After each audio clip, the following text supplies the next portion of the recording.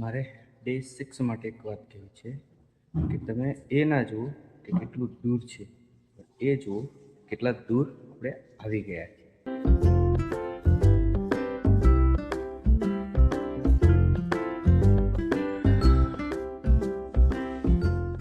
Hello મિત્રો, કેમ છો? મજામાં? જય સોમનાથ, જય માતાજી. નાના મોટાને થઈ ગયા છે રેડી. દિવસ છે છઠ્ઠો.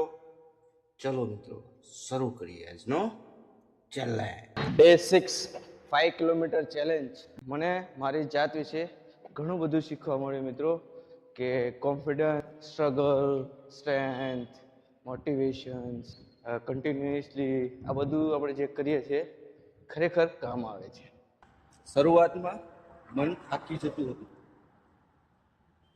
5 કિલોમીટર રોજ પૂરું થશે કે નહીં એ પ્રશ્ન પૂછ્યા કરતું હતું.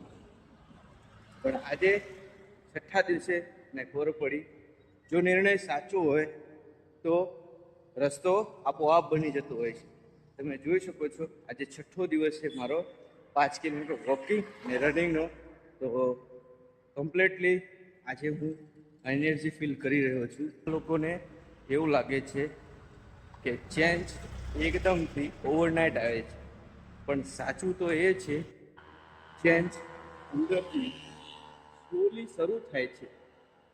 બહાર દેખાવામાં ટાઈમ લાગે છે, પણ અંદર પ્રોગ્રેસ લખાતી જાય છે. બરાબર મિત્રો?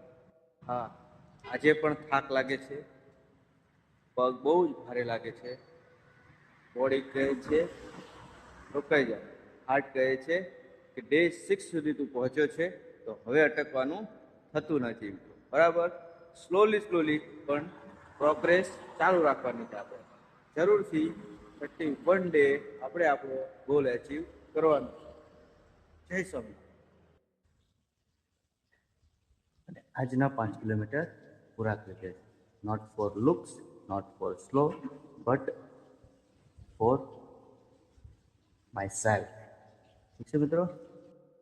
જો તમે તમારા ગોલ માટે લડી રહ્યા હોય તો કોમેન્ટમાં લખો ડે 6 સ્ટીલ ફાઇટિંગ. આ છે આપણો નાસ્તો, ઓટ્સ.